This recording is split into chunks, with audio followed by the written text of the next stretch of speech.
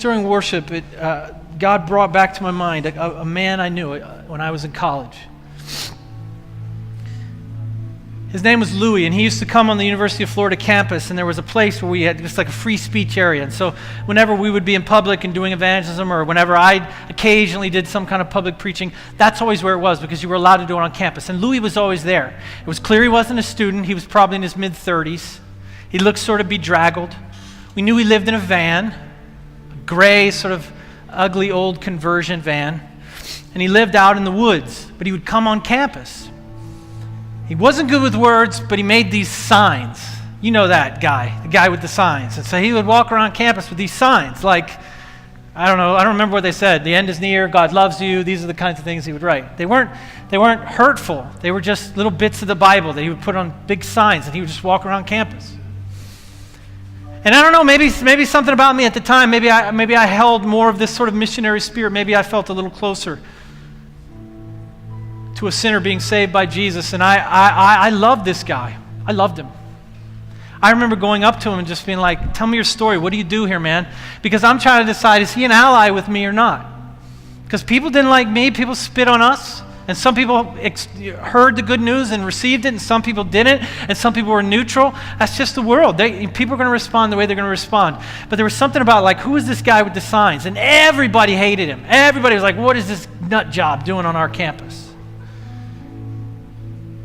But I remember getting to know Louie, and he actually was a soldier in the military.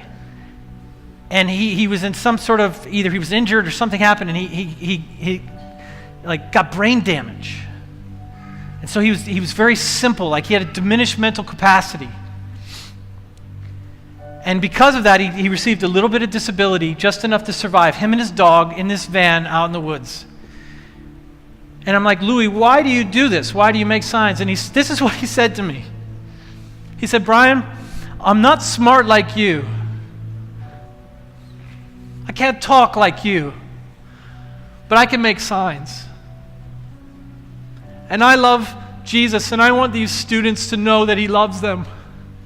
They have to know, Brian. Someone has to tell them. And I'm not smart, and I can't talk, but I can make signs, so I make my signs. It's what I do. It's how I try to be a part of the kingdom. Do you understand? He is my brother. Your brother.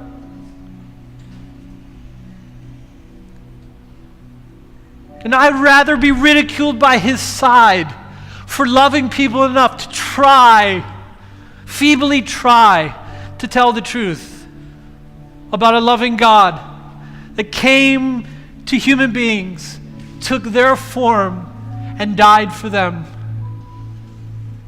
Some years later, there was a wedding we were all going to down in Fort Lauderdale, which is where Monica's family was from. And we were in Fort Lauderdale. And I didn't know that Louie had been invited to the wedding. But I see Louie on the street, on Federal Highway, with his signs.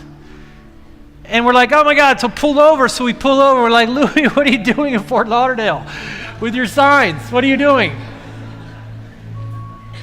And he's like, Brian, I'm here for the wedding. I was like, shut up, you're here for the wedding? And so are we. That's amazing. He's like, yeah. And he said, but I have a problem. I said, what? He said, I don't think they're going to let me on the property of that church. I said, what are you talking about? He's like, I tried to go there, and I went in the parking lot, and they told me I had to leave, and I could no longer come back on the property. I was like, excuse me? A church did that to you? He said, yeah, so the wedding is there, but I don't think they're going to let me on the property.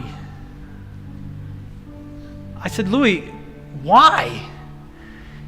This is what he said. He said, because his van, it was just all gray, like gunmetal gray, this ugly van. But in the very back, near the back doors, it said the word messenger.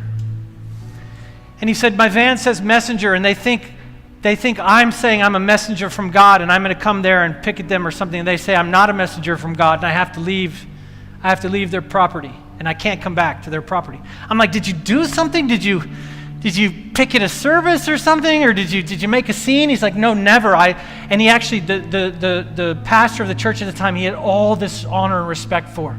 He just wanted to see him in person, and they wouldn't let him in. I mean, he was rough looking. He was big. He was sort of disheveled. He probably didn't smell amazing.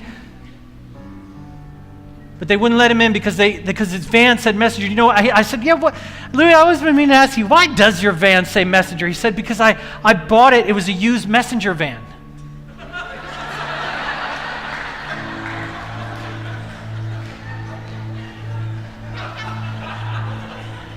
I said, are you serious? He's like, yeah. He's like, Brian, I don't think I'm a messenger from God. I'm just a person. I'm not trying to act like I'm a messenger from God. And I took Louie in my arms and I said, Louie, you are a messenger from God. And your van is right. Accidentally, prophetically, your van got it right. And I told him, if they won't let you in that wedding, they're not letting me in that wedding. And I will raise hell if they don't let you in. I'm like, you meet me here, we walk in together. Who is with us? Are you going to say yes to this friendship with Jesus? And part of what that means is saying no to a friendship with anything else. With another way. Guys, the world is a mistress. It's Babylon anyway. It will chew you up and spit you out. It's not making any promises to you. Fame makes no promises to you. Success makes no promises to you. This world will not die for you. This world cannot heal you. This world will not love you. On its face, it's wrong. It's a bad exchange to make anyway. And the one who knows you, loves you, created you, died for you, is offering you friendship, me, friendship again, and it takes both arms. We have to put down whatever else we have and say yes again to him. God,